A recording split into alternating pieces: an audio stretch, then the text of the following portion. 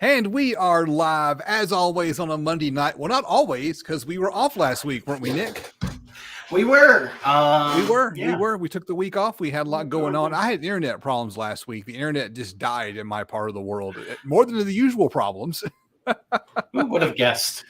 Who would have guessed? So, just so you know, he does live in the middle of absolutely nowhere, nothing around him, no vehicles. He can't even see his next door neighbor. I live in a subdivision. I should have perfect internet. I'm trying to figure out why I don't have good connection here. I don't know. Could be that I'm on Wi-Fi. That could be it. It's all good. We do the best we can. I'm Justin, also known as the DIY audio guy. And with me right here is my partner in crime, the one and only Nick from Toyd's DIY Audio. And it's good to see who all is here. Looking at the chat, we got a few people popped up in the chat. So our topic tonight, and the question I've got for you, Nick, and the question you can ask me as well, is what's your experience with like high end, really expensive, like your own personal experience with it? Because we talked about Dream Gear on the show several times, and Dream Gear is different from the actual expensive stuff we've had experience with. And I don't know about you, but I kind of got into the DIY end of things because some of the expensive gear, the high end stuff, was too high end and too expensive. So I didn't want to buy it. Well, I think in general, most people that do DIY come to the understanding that there's a much greater value doing DIY at certain price points. And we lost Justin. No, I'm still here. Might be gone again. I'm still here. If you see my logo pop up, I'm still here. I'm just popping off to save band. So that's what he said. So we're at that point right now where I think in general, that's why you get into DIY. Now, the question that you asked is different than the question you had proposed with the title, because you said, what's the most you've ever spent on gear? But there's a difference between what's the most I've ever spent on gear versus experience, right? I can't hear you. I'm muting because I'm coughing over here. So David Stevens has a great question. High-end modern or vintage? Well, I don't have a lot of vintage stuff. I've still got the Radio Shack speakers from when I was in high school from 1988. And that was as high end as I could get where I was from back in the day. But vintage, modern, if anyone in the chat has a story to tell about their really cool gear, we're always welcome to hear it.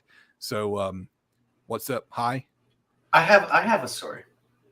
Go tell your story. Oh, I just wanted you to call on me. All right. So interestingly enough, because he's talking about vintage, right? So this is one of those things that I feel like you should always ask. If you're at a yard sale, a garage sale, whatever, ask, do you have any speakers? Because that's one question that a lot of people don't ask. And it's something that people just don't think are valuable. So they just don't even think about that they have extras laying around. So I was at this yard sale. We stopped at this guy's house. It was the end of the yard sale.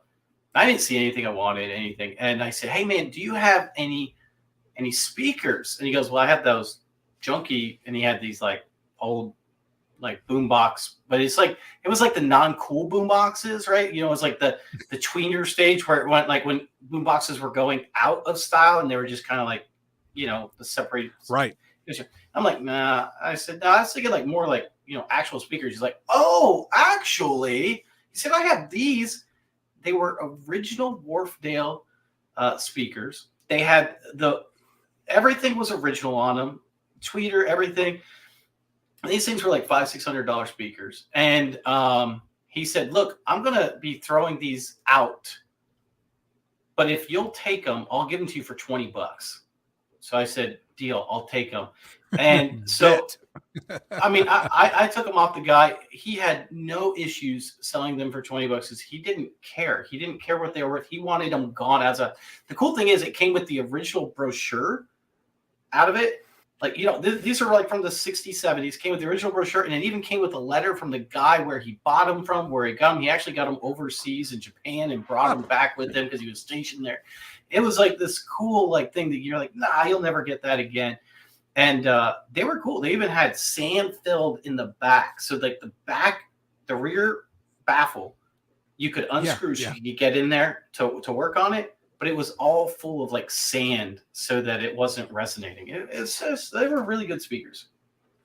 So, do you have any experience with those flat panel speakers? Not like the DMRs where you put the exciter on the back, but like it comes in 3 panels that you just kind of sit and can. It's almost like a wall of sound.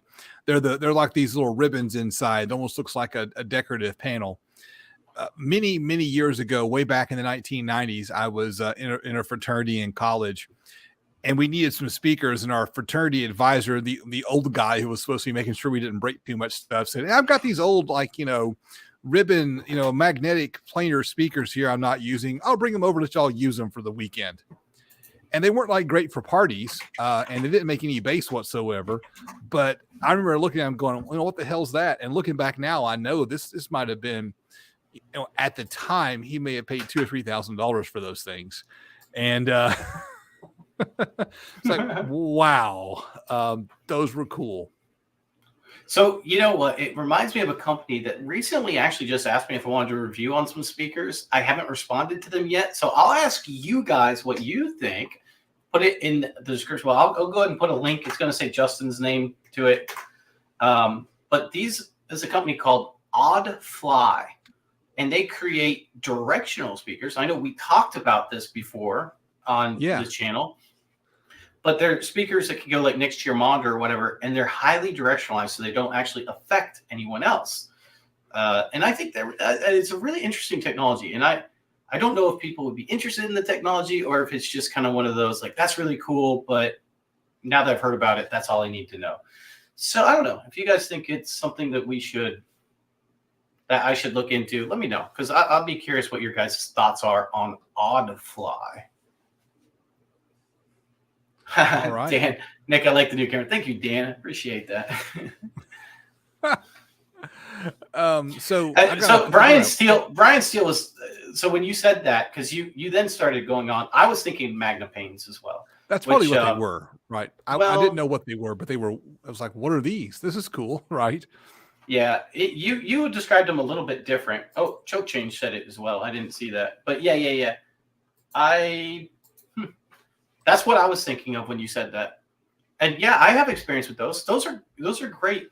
See, like those are speakers that I would tell people to go buy and not DIY, because you're not going to DIY them. Right. Like if you really want them, go buy them. They sounded great. It was just kind of one of those things like, what the heck am I looking at, right? How in the world can you use whatever this is, this flat thing, to make sound? I'd never seen a speaker like that before, and they're kind of rare and unusual is what they are. So kind of funny story. And guys, let me know about those Odd Flies. I haven't heard anyone say anything about those yet. So Brian Rollerson said, "Hey, sorry, I forgot today was Monday." He was like texting me a bunch of questions. And I'm like, I'm actually on Sound Advice. And he's like, oh yeah.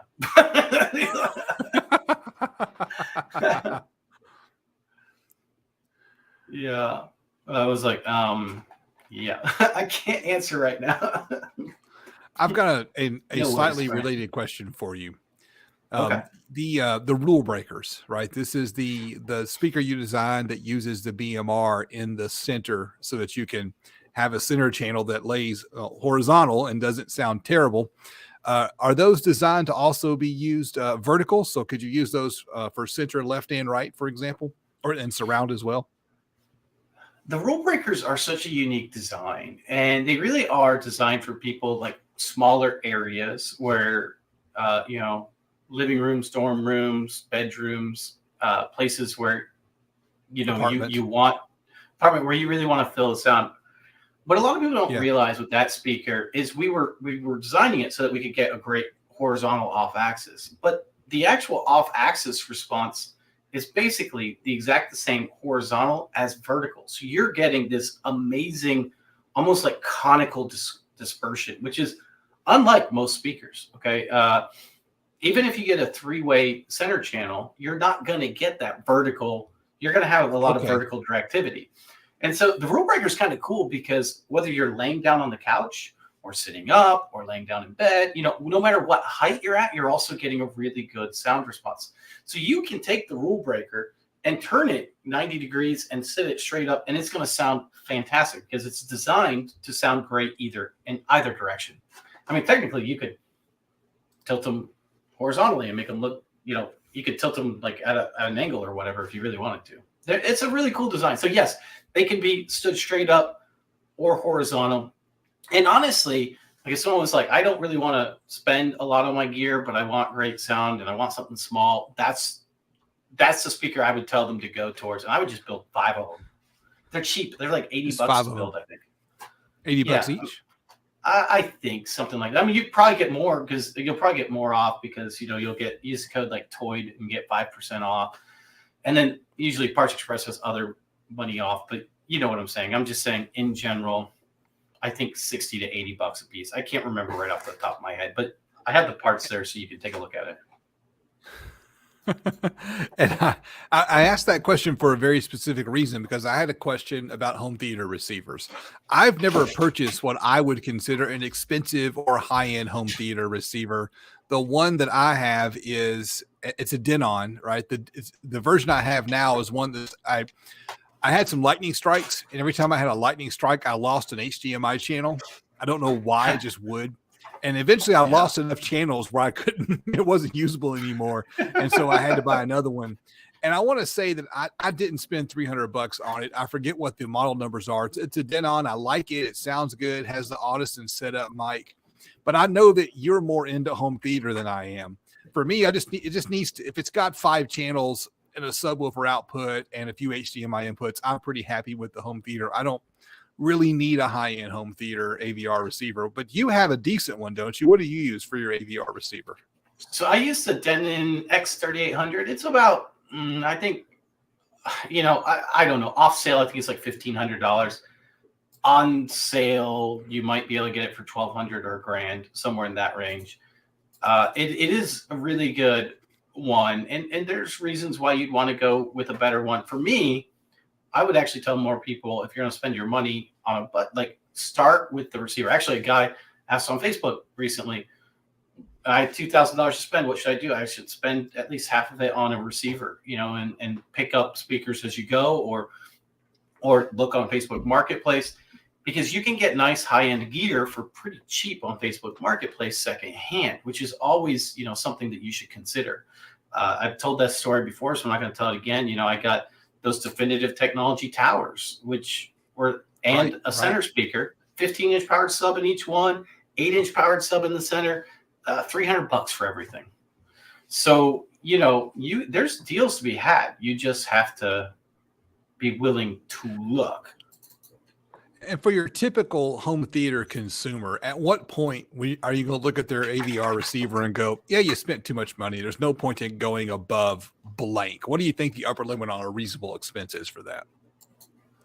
I don't think there is, because your receiver is really, the best part of your system in general, because it does all your room correction, right? So if you go with the cheaper ones, you're going to get cheaper room correction, which means even your speakers aren't going to sound as good. Unless you're over there like manually EQing and calibrating, which some people do. Most people don't. Or unless you're doing, and also if you want to upgrade your amplifiers later, because let's be honest, the surround sound receiver with a lot of speakers is not really up to the task as it should be. So some people will want to upgrade your amplifiers. And if you want to upgrade your amplifiers, then once again, you're going to want something with at least RCA out. So, some people will actually buy pre and pros, but I would say this much. If you're buying $5,000 receiver or $10,000 in pre's and pros, and you're spending $200 on your speakers, then there's a problem, right? Like it should be, they should kind of line up somewhere. If you're, if you're spending $1,000 on your receiver, $1,000 on your speakers, sounds pretty reasonable. Okay. $1,000 on your, or cheaper, $5,000 on speakers and like $200 on your receiver, way out of whack.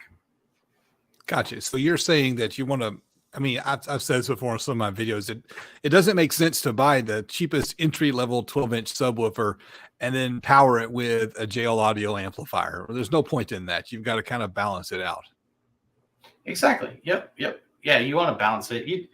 I mean, there's always going to be a bottleneck in your system, right? Like that's what they say about computers. Right.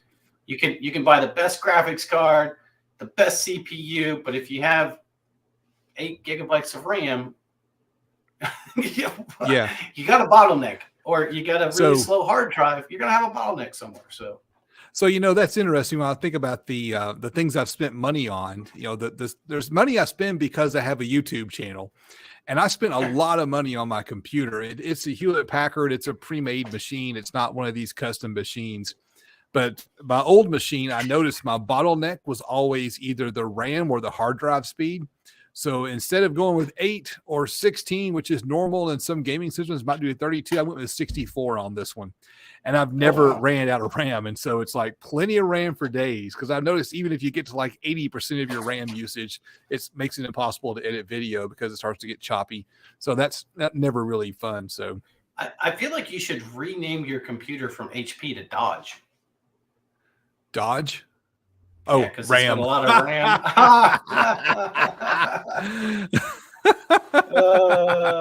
RAM. It is the RAM machine. It's the RAM wagon. It's the Raminator. Mike Green said, hey, I spent $900 on a new in-box Clarion 80 CS1 to never use. Does that count?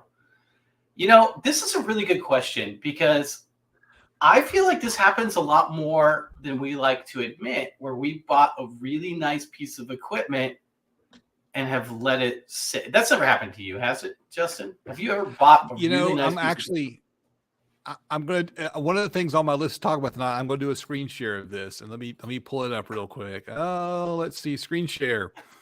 I got to click like 5,000 different things to share a screen with you. So here we go. I did that with this thing right here. Oh, I got to add it to the stage now. Okay, you got to keep. So this is the Mini DSP CDSP 8x12. This isn't the one with Dirac. When I bought it, it was a lot less than this. It may have been 600, and at the time, it was the single most expensive piece of audio equipment that I'd ever bought. And my plan was to like do a big build in the truck, have lots of DSP channels, do a center channel, and I've not done any of that. None of it. And this thing sat in a closet for a year. $600 piece of equipment sitting there for a year. Have you done this, Nick? Have you bought something this expensive just to let it collect dust? I'm not the only one, am I? Who in the chat's done it? If so, say me. Everyone has bought something. And you know what I find most of the time why it sits is because there is a learning curve typically with it. And you're like, I just don't want to learn that today. And then the next thing you know, it's 2 years down the road, or you have to build something for it, right? Like it's not a completed like subwoofer. You have to build the box for it. And you're like, I'm not going to do that today. I'll do that tomorrow. I'll do that tomorrow. I'll do that. So actually, I have a piece of equipment. I didn't pay for it, but Brian Rollerson. Let me tell the rest of the story behind this one. So, sorry. Because we post videos on YouTube, there's revenue with that. There's a positive revenue stream, and because there's a revenue stream, the IRS has questions for us. And so you kind of have to sometimes buy stuff right in December, so the IRS will ask less questions. The IRS wants their cut, right? And so I bought this like on December 12th, thinking, you know what, I better buy this now because I don't want to pay taxes on the income. And that's part of the reason why it's sat. I should have waited until I was ready to buy it, but that's okay. It's in the truck now. It's functioning. It's doing something. Tell your story. I'll shut up. Brian Rollerson's funny. He said, I try to buy a certain YouTuber's garage sale every time and just hoard it. And that's obviously the one that I throw out a couple times a year. And he does. He buys a lot of it. And I'm like, hey, let's build a speaker with some of this cool stuff that you bought. But, he's got he's gotten so many different things, amplifiers, preamps, all kinds of cool stuff. But he actually gave me a subwoofer. And I have been meaning to build a box for this thing for like a year now, and I haven't done it yet. And part of it's because I have all these other ones. I really want to because I really want to hear it, and I just haven't done it yet. But there's sure. So what you're telling me is that our next show needs to be an intervention where we intervene with car audio or home audio hoarders. Where, all right, open your closets and show us how many woofers do you have piled up in the. Oh, well, that's what I was going to say because he talked about the garage sale. There are times where stuff makes it in the garage sale that I've never used. Now, sometimes they do get given to me. Sometimes, sometimes we've talked about this before. I have a company. There's a couple companies that don't even ask me if I want to review it. They just send me stuff, and I never promised review. I never said I would. I never said I wouldn't. And then it just comes to my door, and then I'm like, well, if I have time, I'll look into it. But if I don't, but yeah. So Savard did that with David me. Case. Savard, you can see the discount code's going down here, right? So Will Savard said, "Hey, I'll send you some stuff," and then I go to pick up my stuff at my mailbox, and it was like 4 of the 6.5s, and 5 different 8s. It was just this giant pile. It's like, what am I going to do with all these? It's going to take me months to build boxes. Go back to David K's comments. David K. Well, and Brian Steele also said he bought a pair of vintage speakers almost a year ago because they remind him of good times with his dad. And then David K said, "Dear Lord, if we're talking about spending money on things that just sit, I'm guilty of tens of thousands." Yeah, I'm more guilty with movies. I buy a lot of movies, and then I realize a year later I still haven't watched it. I'm like, oh man, I should watch that. Oh man, I'm getting better at that. I have. It's been sitting in the garage for a year. I think it's this model right here. Right, this is probably one of the most expensive things I've ever bought. I kid you not. I bought it sometime probably in late 2022, definitely in early 2023, with the intention of putting it in last summer. I've got this $650. This is after $100 price break. It was closer to $750 when I bought it. So yeah, the most expensive stuff I have is all sitting in a box waiting for me to do something with it. So I just got. Baba actually says, me approaching the mic. Hi, everyone. Thank you for allowing me to attend tonight's Audio Hoarders Anonymous meeting. The crowd responds warmly. Hi, Baba. Hi, Baba. Hey, Baba. My name's Baba. Nice to have I've been you. an audio hoarder for good to see you. Good to see you here. So this company, Wielanda, just sent me some. Yeah, they sent me some home theater recliners, and I'm actually we've been testing them out the last couple of days. Home theater, what? Recliners. Oh, recliners. Okay. Yeah. Like a set of 3 recliners. It's actually really cool. So one side is a couch, like a love seat, and then the other side is like a theater seat. I actually like it better because 3 guys can sit on one side, which is nice. But anyway, the reason why I bring this up is because, like, they sent this to me, and I haven't really been working on my theater at all.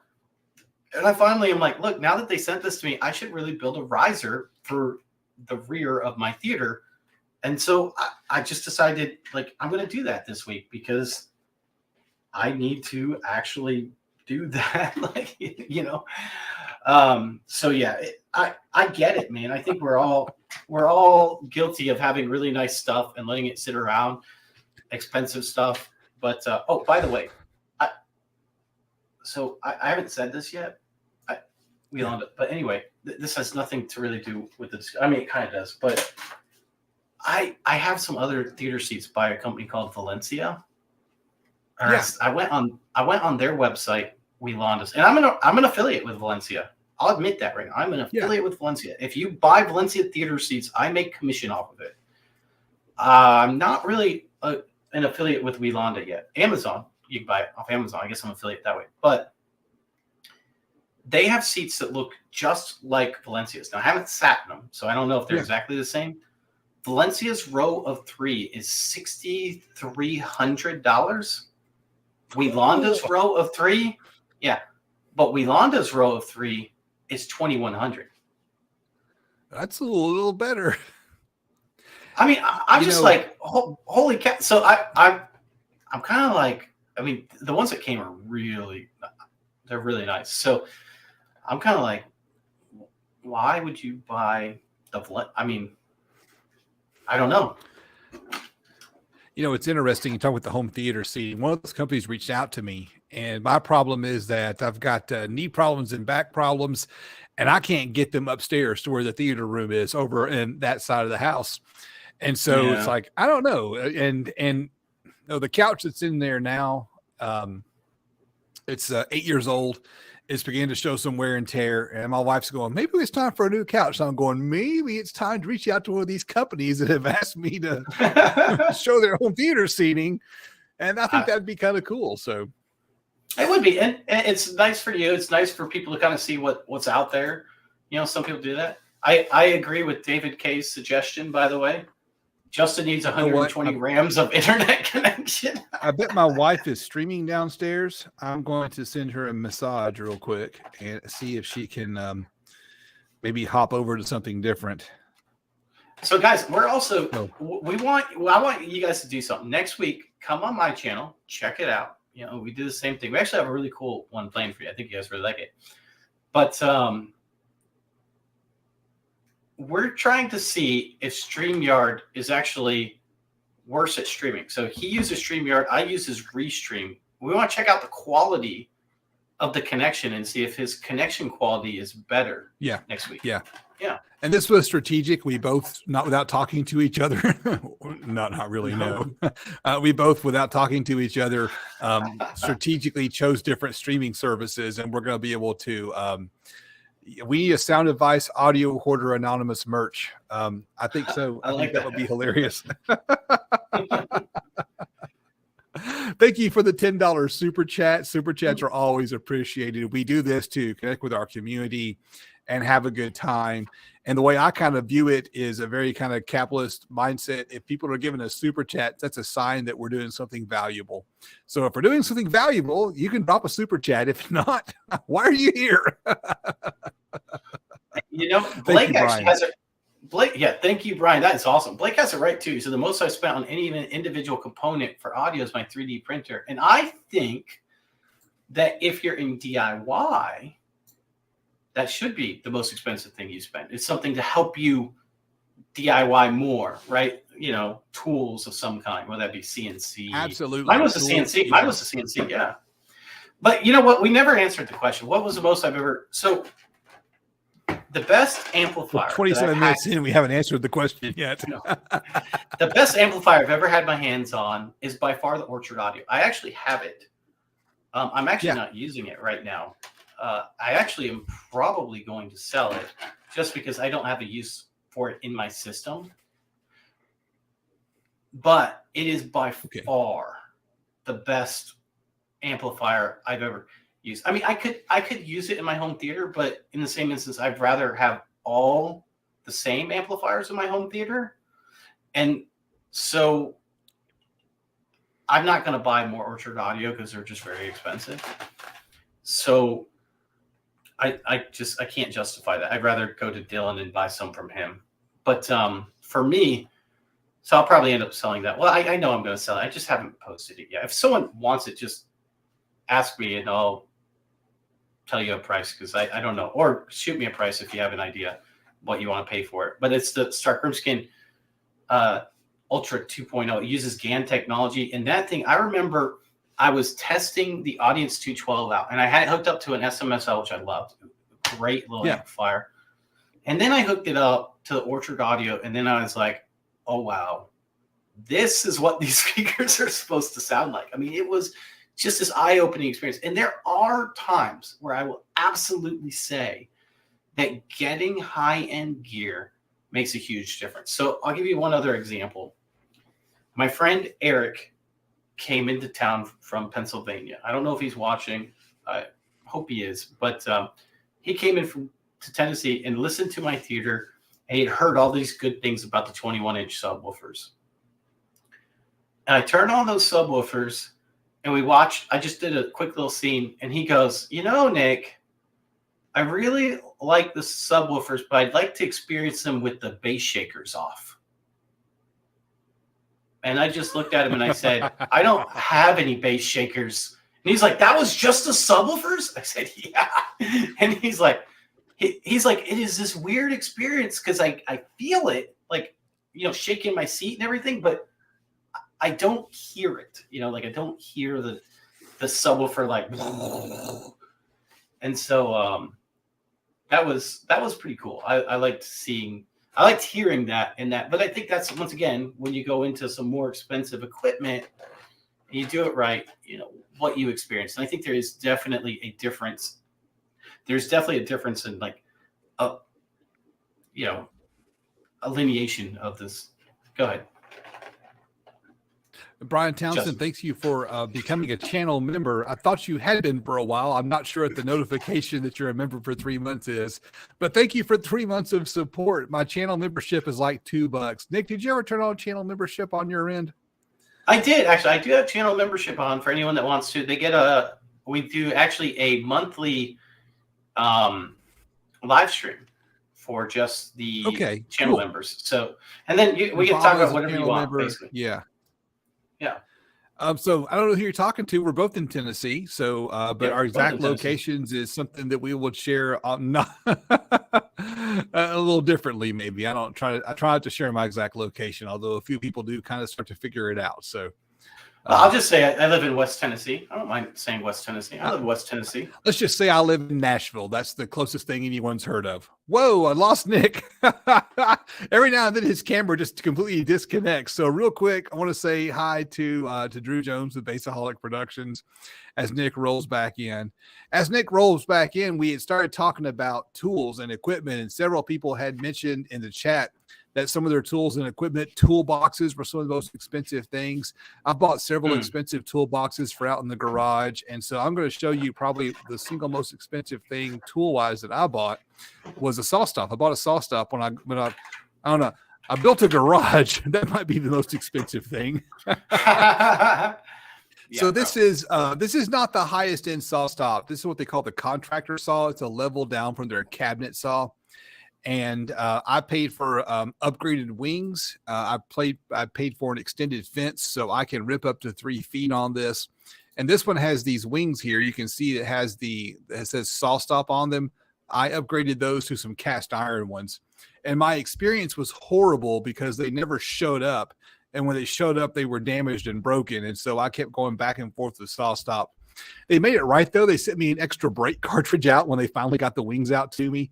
But the wings were like a $200 add-on. And so it's like, come on, man, send the wings out. I love the saw because it's a big, sturdy saw. I've yet to make use of the safety features on it. Hope I never do. I figure if I do, I'll probably just have a heart attack and die anyways. Because from what I hear, when it stops, it's kind of loud and kind of shocks you.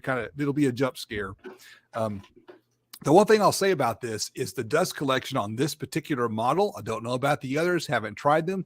The dust collection is absolute garbage. I pick up more dust without my dust collector connected. I was going to say, it looks pretty insufficient. And I've got a good dust collector. It's one of the Harbor Freight ones, and I added a filter that costs as much as the damn dust collector did. And so it's not a cheap dust collection system. Well, it's Harbor Freight. I guess it is. But no, my only downside is the dust collection is just absolute garbage. Otherwise, I love the saw. But the base model contractor saw is like $2,000. And it's like, oh, it's kind of a lot for a damn saw. But we'll see. And you know what, SJC, SawStop is not going to license their tech to others for free. In fact, SawStop has a history and is currently lobbying to create federal laws to require every table saw to have auto stop technology. And they're the only ones with patents on it. So they're actually trying to use our government system to compel every other table saw manufacturer to buy the license from them. So the people who run it, I'm just going to say it, this guy's an asshole. Okay. He may have saved a million fingers, but he's an asshole. Well, yeah, he's obviously after some. So I got to talk about Mike real quick. Mike said he lived just east of Knoxville. I will say this. I hate driving through Knoxville. I don't care when you drive through. You get stuck in some type of traffic going through Knoxville. Terrible. It's been that way for 40 years. I'm like, hey, oh, good. I'm going to hit Knoxville at 2:00. Nothing's going to be there. Oh, my gosh. Another traffic jam. What the heck? The entire town just runs down I-40, right? If you get 2 miles off I-40, you're outside of town. I went to Gatlinburg twice last year, and that was Knoxville. I'm like stuck. Everyone has to stop at that Buc-ee's, right? Like everyone going towards Gatlinburg has to stop at that Buc-ee's. They're like, I hate Buc-ee's. I just wasted all my gas. So Kind of funny. Mike, I make it to Gatlinburg at least once a year for a work trip. So like shoot me an email sometime. Wayne Hatfield from Michigan immigrated from Tennessee. Wait, immigrated from Tennessee? I'm from Michigan. Okay. Tennessee's a great place. Stop moving here, please. I like that. So here, I'll show you my most expensive audio equipment that I've ever bought. Okay. Here it is. My CNC. I'm seeing. Oh, I got to have to add You're it to not the sharing screen. it. My bad. Okay, here we go. I got it. So this is the CNC for newbie, right? Yeah, and I do like it. I just saw, but you know what? It was cheaper when I bought it. I'll admit that. It was cheaper when I bought it. And now they have this cool, which I might actually have. I don't know. I have to find out if I have this or not, because this says this has automatic tool change ready on it.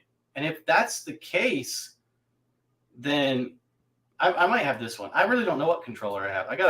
I might have to call them and find out, because that'd be cool to put automatic tool change on it. Although I don't know that I would ever do it, but it sounds cool. But yeah, this is the thing that I think for me has really made speaker building more affordable, more exciting, because I can program this and then just go to town. And something that I found very interesting. All right, you see this horn right here? Yeah. See how oddly shaped it is? Yeah. So the manufacturer actually gives away the DXF files for it. So you can actually just, put it into your CNC and then cut it out. That just saves so much time. And I like to stay away from the sawdust as much as possible if I can. So I've got a hard question for you, Nick. Are you still a DIYer if you have a CNC, especially a big machine like that, as opposed to one that's clearly a hobby machine?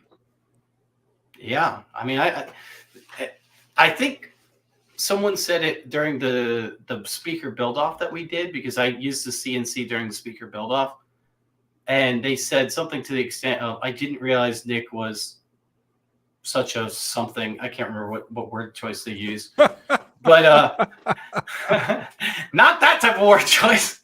No, such a like he knew what he was doing with the CNC software, like an expert, right, I guess, or something like that.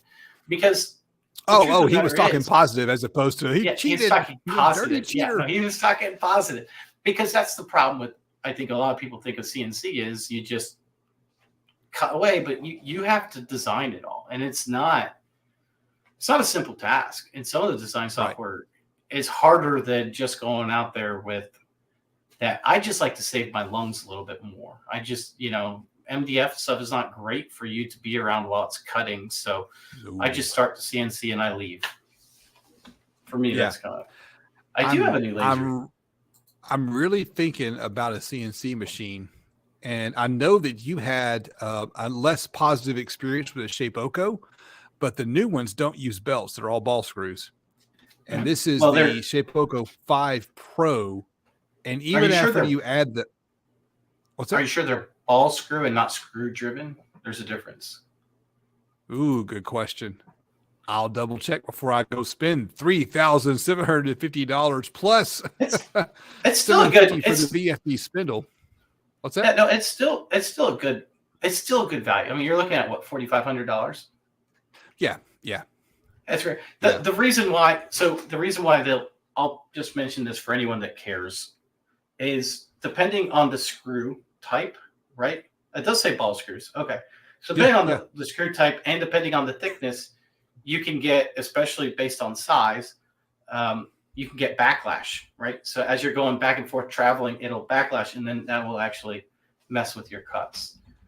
Some of that time, some people actually will say screw driven versus ball screws, which is just not as good of a screw.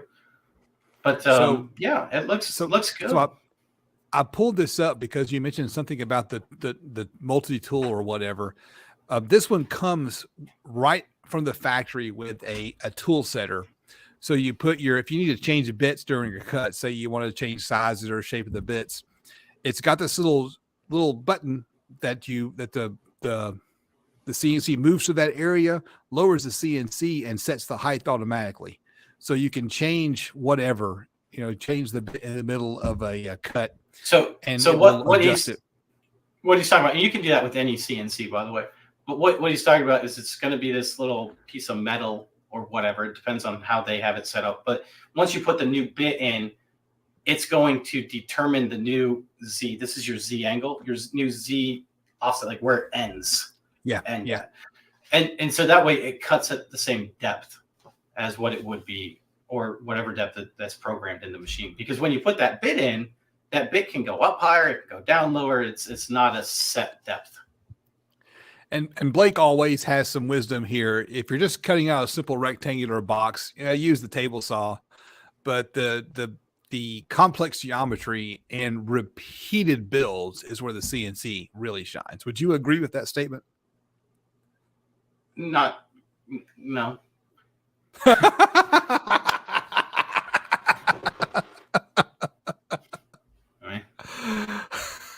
I understand what he's saying. I understand what he's saying, but I mean, if you're building a box correctly, you're building like actual good bracing and stuff like that, then it's more complex than a simple rectangular box. That's the way I look at it. But in general, it makes lining up much easier, your finish work much easier, all that other stuff. So to me, not really, but I get it. I understand what he's saying. All right. So Nick, you mentioned the Orchard. Am I saying the right audio? Is that they're awesome. Is that the most expensive amplifier you've ever bought? Well, I did.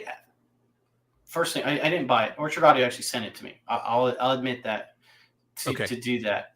Is it the most expensive I've ever owned? I think so.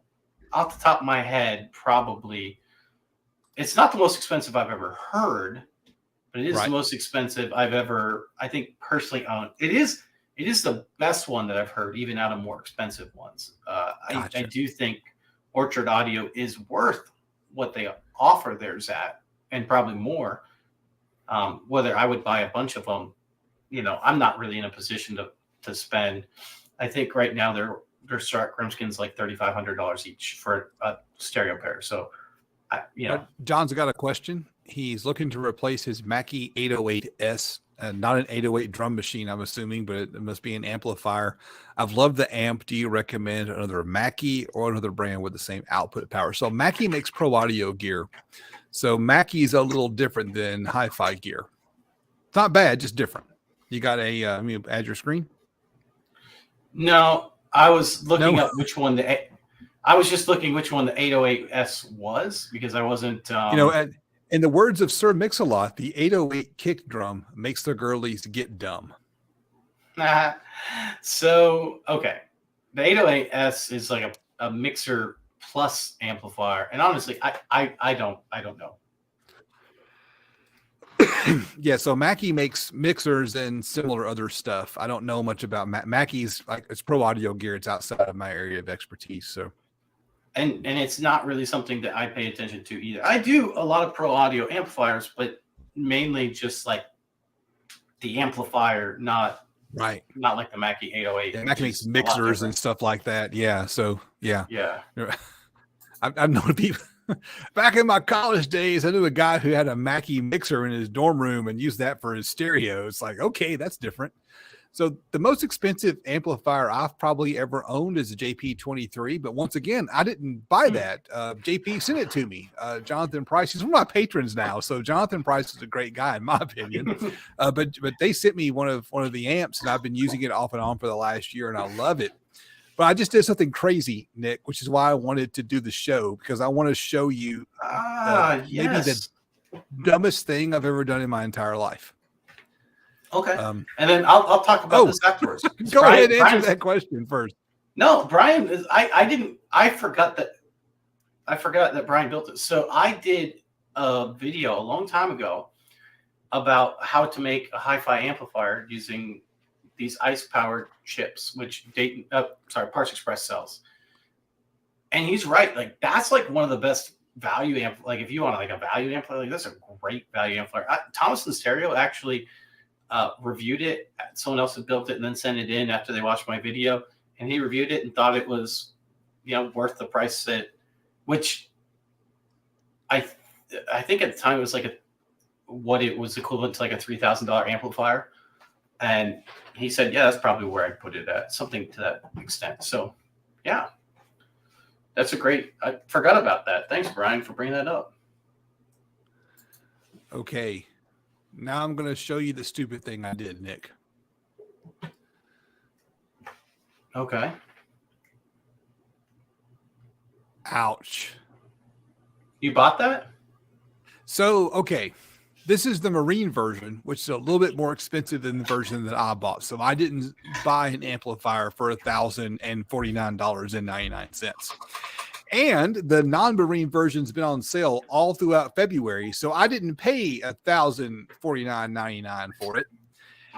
And I found one on Crutchfield that was scratch and dent. So I paid less than that. But I still, after tax, paid about $700. And here's what I'm thinking. I was looking at the dimensions of this amp. This is an 8-channel amp. So right now I'm running a pair of the JP23s. Excuse me, the 8.4s, which is a great little amplifier. So I'm running a pair of these, and I'm looking at the footprint of a pair of these amps and some other amps because I'm ready to just change things up, right? Nothing wrong with these amps. I just want to change things up a little bit. And I started looking at some more sound quality oriented amplifiers and looking at the footprint they take up. And then I said, I need 8 channels. Would an 8-channel amp be smaller than 2 4-channel amps? And the answer is, well, question. Yeah, even these are really small. So yeah, it's smaller than 2 4-channel amps. And I was looking at the price and I was going, oh, I don't know about that. That's kind of expensive. And then I saw it on sale and I thought, well, maybe. And then I saw the scratch and dent and I thought, I'm going to do it. It might be stupid. It's on the way here. It's going to show up tomorrow probably. Sweet. So it's again, less than $700. I've never spent that much on an amp, and I mostly went that route because I wanted connections all on one side. So you could butt the back side of the amp up against something, because a lot of amplifiers have connections on both sides. So that means those two sides had to be accessible. And so I'm a little bit leery about this. I'm not a fan of jail audio because jail audio is just so damn expensive. But I went for it. We'll see how it goes. I'll let you know if I think it's worth the money in a couple of months after I've had time to play around with it. So are you familiar with a brand called Eclipse? Yes. Eclipse has been around for a long time. Well, are they still around? From what I gather, they're like only available online or something like that. So I'm not really sure. Okay. Well, they used to make some really premium stuff. I mean, back in the day, or at least that's what my understanding was, at least. You can change my understanding if I'm wrong. But when I was younger, teenager, I got my first job, working for my dad. And I saved up money. I even put it on layaway to buy an Eclipse amplifier. Yeah. And I remember saving the money, putting it down, buying it, and finally getting it that day. Took up, and the guy was talking about bridging the subs and getting all this power and all stuff that at that point in time I had no idea what he was talking about. So then I get this finally in my hands, and then I'm like, how do I do it? And they're like, oh, actually, you can't do it with any of the equipment you have. I was like, oh, well, all right. So, I mean, I was still excited. I still had it. And yeah, Eclipse is no more is what they said. And I you know what? It was a fantastic amplifier. Absolutely loved it for what I used it for. Worked great. I mean, this was one of those times where I think, where I go back to what you said, would you spend more on your sound receiver speakers? When have you spent too much? I spent way too much on that amplifier compared to my Solars. I was using these crappy Pioneer, the polymer, the plastic, the polypropylene ones, the Pioneer Poly or whatever they were called. IMPP. I think it stood for injection molded polypropylene. So IMPP. That's it. IMPP. That's it. IMPP. That was it. Yeah. I have so PP. Wait. IMPP. Oh wait, IMP. Yeah, that's not a. You know what? Yeah, that's not a great. That's not a great. We're like eighth grade boys here. We have an eighth grade boy sense of humor. Okay, so anyway, that it was a great little thing, but that was definitely one where I spent more on the amplifier. That probably wasn't worth it because of the subs. Yeah, and this was the 90s. So, Get some said they made great gear gear in the 90s. Yep. I remember them and seeing them in Crutchfield back in the day. So Nick, we're getting down to the 10-minute point. So real quick, what's something else you've spent a piece of equipment, a tool, anything you've spent a lot of money on you'd like to talk about for a couple of minutes? Because I've got a list that I want to get through. Well, I'll let you get through your list, but really, my biggest thing was always checking out used stuff because I would experience someone else's system and then want to do that in my house. So, for example, I experienced my friend's full definitive technology surround sound. And I said, all right, I'm going to build that or do that in my house. And that's where I would get all my inspiration, is experiencing other people's systems that I love, and then kind of figure out what did I hear that I liked about those, and then go from there. So with that in mind, I know you got a lot to talk about. I don't want to take up all the time, so go ahead. Well, first of all, quick shout out to my buddy Sean Lynn. Am I saying it right? SCAN, is that pronounced Sean? Is that right? Yeah. Looking at a few old comments. Brian Waller commented earlier, I want to get a Sundown Salt 8, but I guess 8K, like 8,000 watt amp. But I don't want to spend $1,500 for an amp. I think the Down for Sound amps probably do a good job, but I would love to get some Sundown Salts. How many of you listen to music in the car more than anywhere else? If you're a car music listener, give us a thumbs up in the chat. So that's important, I think. Yes, we might need to make some Audio Hoarder Anonymous shirts. That seems to be something people are interested in. Start with speakers, match everything else to them. The speakers are what you hear. So that makes good sense, old fish guy. So here's one of the most expensive things I've ever bought. This is the alternator I currently have in my truck. It's a Magnepan. I went with Magnepan because I could get Magnepan customer service on the phone and they could give me answers to technical questions. That's what it boils down to. That's important. Yeah. So a lot of times people say, hey, I want a big, 320, 400 amp alternator. Your alternator is only going to make power at high RPM, especially these high output alternators. So at idle, they might not make any power. And so if you're sitting at like a car show or in a parking lot just jamming out, idling, you're not making much power.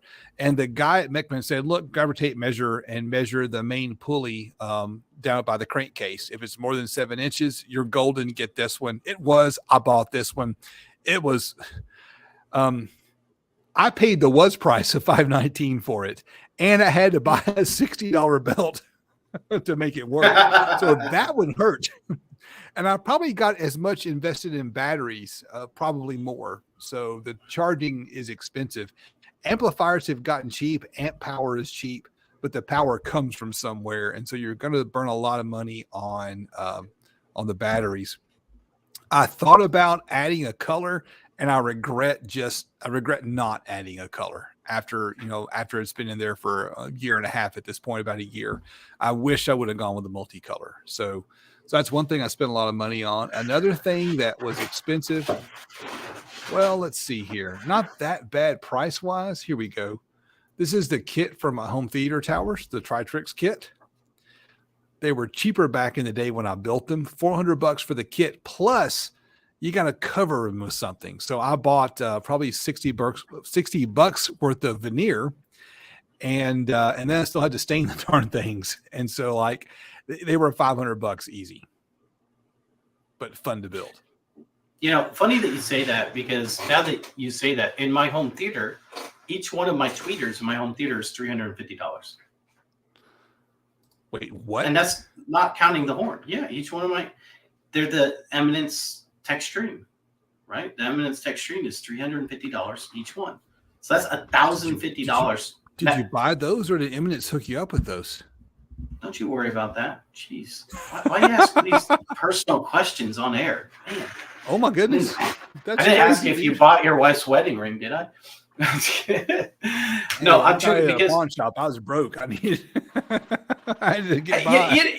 You got to do what you got to do. No, seriously though, Mnet sent me the first tech stream that I had ever listened to, and it was interesting because I always found them to be like that thing that I was like, man, I really want to try that, but like for $350, I don't know if I want to try it, right? You know, like there's a certain price point where you're like, I want to try that, and I'll buy it and I'll try it, but then for a tweeter compressor, like, no, $350, that's a lot. So. And then if I like it, then I have to buy another $350 one, right? So it's not really $300. It's more like $700 when all is said and done. And I still have to buy the woofers for it and the horn and best sounding compression driver I've heard to date by far. And it's not even close. Worth every penny. Absolutely. And there's very few like tweeter compression drivers, woofers that are like crazy expensive that I'm like. And honestly, the texture is really not that expensive when you add into the fact that that it goes as low as it does. For example, in this horn, which I was showing off earlier, this horn right here, this compression driver goes down to 500 hertz, usable in a theater setting. Okay. So you can cross that over with like a 15-inch woofer, fine. Yeah. 12-inch, you know, right? Like 12, 15. I'm actually doing a build with that. That's why that's sitting there. But all of my front soundstage will have those tech streams in it for sure. They're just too good not to use. Nick, what's the most expensive piece of test gear that you own? Well, my computer. But besides my computer, probably the OmniMic. I thought you were going to say that. What's the OmniMic cost? I don't. You know, they're 300. They don't sell them right now. Yeah, they were 300, and they're going to do it. They're doing a new one, and I don't know the price of the new one. The new one's going to be awesome. It's going to. I mean, I don't know what the price is, but I'd say it's going to be worth it, but I guess I don't really know until I know the price. But it sounds pretty cool. OmniMic, that's not just hardware; it's hardware and software for that price. It's hardware and software, and it does a lot of things that I recently got a patron of mine hooked up with the OmniMic, and he's listened to it, and now he's like, or now that I walked him through like how to use it, and now he kind of understands why there's a price difference between that and like the UMIC one, right? Yeah, the UMIC one is great. I'm not gonna say anything bad about it. I have a UMIC one. I have a UMIC one and an OmniMic. But the UMIC one, you have to learn RU. And if you don't learn RU properly, you'll get incorrect measurements. Yep. RU is a pain in the rear. All right. Yeah. Probably my most expensive single piece of test equipment is one of these guys right here, the AMM1, the handheld amp dyno. This is not a piece of equipment that most people need. If you've got a YouTube channel like Bass Dad down below, I see Bass Dad hanging out with us.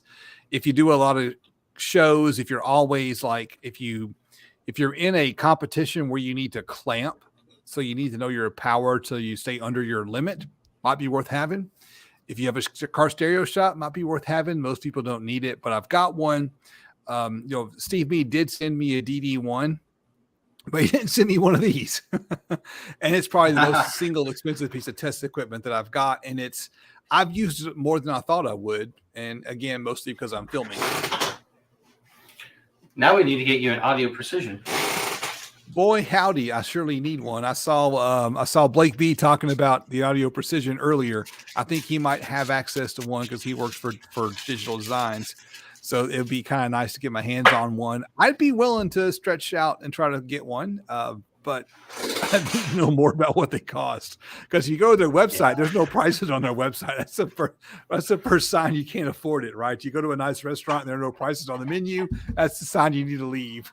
I will say that is one of the things that I would like to get, to test more amplifiers. But once again, you know, I was talking to, at CES, I was talking to a guy about calibrating projectors.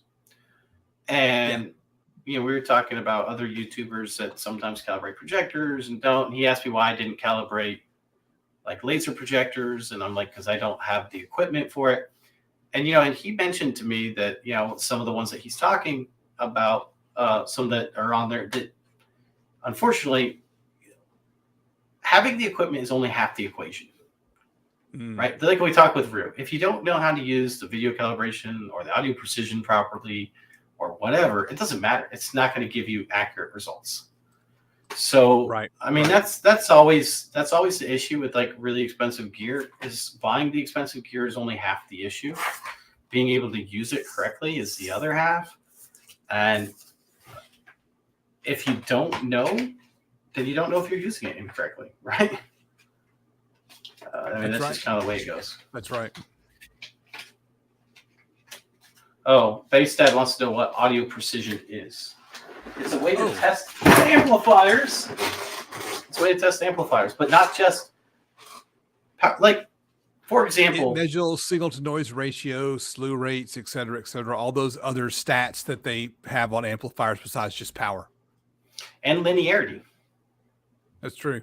And you can get a lot of that. I don't know if Bassaholic Productions is still watching. He's got one of the JL audio test devices that he feeds into Rue so he can get things like THD. Because you can, I know that, Rockhead, who was on our channel, on our show one time, is taking an audio device of some type and feeding it into Rue, and he can test amplifiers to get like THD from the amps. So there are ways to kind of hack to get, for less money, what an audio precision will do. And audio precision has been around for decades, at least since the 1980s. It is the gold standard amplifier tester. It will give you all those other specs besides just power. Power is important, but it's not the only thing. Honestly, I think that would be very important for a car. I don't know why it stopped focusing on me, but whatever. But for car amplifiers, because, like, for example, Big D does an awesome job. We both love Big D. Yeah. Love Big D. Does an awesome job getting power out to everyone. So we know like what the power. And honestly, that's really everything that everyone cares about with his channel, which is awesome. But the real question is, with those amplifiers, how do they do the other ways, especially for people that care about sound quality? Right. Kicker was doing a live test with an audio precision and was looking at the total harmonic distortion on some amplifiers. And there was an amp. They had a towel over it, so they weren't showing the brand, but they hinted that it may have been a Brazilian amp. And the amplifier didn't put out like any power under 20 watts, apparently, because the noise floor was so damn high. And so it was just like, we just won't put anything out until you get above that level. So, and there's the audio precision will show you more than just the power. It'll show you that harmonic distortion and some other stuff too. Damping factor that apparently matters. Yeah, it's nice, but they're very expensive. I can buy one, or I can buy a CNC machine, or I can wrap my truck. I can do one of the three this year. Well, I mean, I'll send you some wrapping paper if you'd like. I don't think it's going to last until the next rain, but you go right ahead. For me, definitely one of the other two, because it would do more for you, I think, than wrapping your truck. Or are you wrapping it in like DIY audio guy stuff or whatever? Oh, yeah. Something the accountant says I can write off for taxes. Yeah. I mean, okay, maybe. All right, so I think that's the end of the show. I'm looking at the started comments. There's nothing else that I really wanted to hit up on. So, Mick, what do you got coming up on your channel in the near future, my friend? Well, I actually just reviewed, and it's not out yet. It'll be out in the next couple of days. The new Creality laser, Falcon 2 laser, and I have labeled this its superpower to be safety because it's unbelievable. Like, I don't like a lot of lasers. The cover on it, right? It is, and I'm not going to give away everything that makes it safe because that's in the video, and you'll just need to watch it. But I will say this: it's the first laser I've actually felt good about with my kids around. If my kids were anywhere near the workshop while I'm cutting, I would tell them, like, do not enter, do not, because, it can hurt their eyes. Yeah, this one already has like a safety shield over it, has ventilation out, has a lot of stuff already built in, like basically all the safety features that I would want from the get-go are on it, and even more so some other things that make it feel really safe around the kids. Now I still won't let them in the garage or workshop while it's cutting, but I'll still feel safer if they do somehow get in there, with it. So I love that. I'm excited about getting that out. I got a project coming out with that as well. I got a projector I'm reviewing, and I'm building the Hi-Vi 3.1 kit. I'm hoping to have that finished this week. So if I can, I'd like to get that video out. Afterwards, if I feel like it needs to, I'll do a follow-up video on a new amplifier. I'm sorry, a new crossover for it. But a lot of people saw these. These are the new compression drivers by Focus. CNC. Is it going to go into focus? Yeah, there we go. HLX. Oh, wow. They're very, very tiny, right? The problem is they don't hook up to any of these because these they're different, like screw holes, right? Bolt pattern. Damn. So I just made this. So I just made this in a 3D printer. This is why 3D printers are so awesome. I just designed this. This fits inside here, like so, and then it gives me the area to drill out the new screw holes for this. Awesome. So now I can use this with the adapter and use it on any TPI, horn or wave. I think it's going to be cool. I actually think that this will be something that I'd like to see in car audio because it's small enough. I think you could use it. Obviously the horn would be like what some people say, is the horn big enough or small enough for you to fit in the car? Awesome. Really quiet. Yep. Oh, look at those guys move. Are those the Savard wraps? The Savard Wrap 8 just finished up this enclosure. I finished the enclosure for the Savard Wrap 12. Just need to edit that video. This will be out for patrons. If it's not up now, it'll be up before I go to bed tonight. So I'm checking to make sure there aren't any leaks around the speakers. They are still just fine.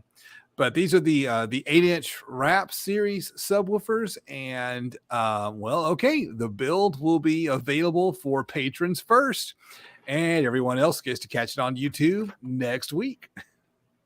Yeah, that's actually the same with that Creality laser video. You can look at it now if you're a patron. What kind of 3D printer I have? I have actually this one I just printed off. I actually have a 3D printer in for review. I have not reviewed it yet. It's called the Creality K1C.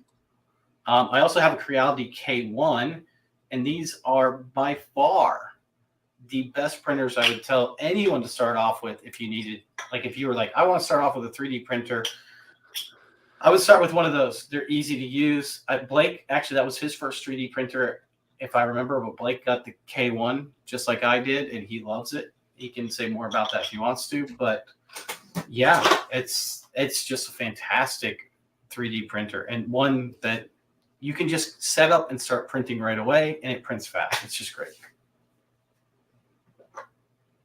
And feel free to use my affiliate link.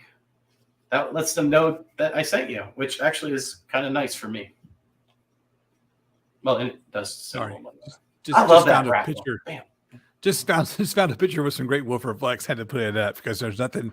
Everyone loves woofer flex, and Nick, I'm going to follow up with you about that Creality a laser cutter. They sent me an email, and I'd asked them some questions, and they hadn't responded. So I'll need to follow up with them because I actually think that might be better than what I've got now. So I'm looking forward to trying that out. Okay, hang on. There we go. All right, ladies and gentlemen, I'm done. Nick, are you done? I'm out of here. We are out. That was that awkward time where we wait for the stream to end.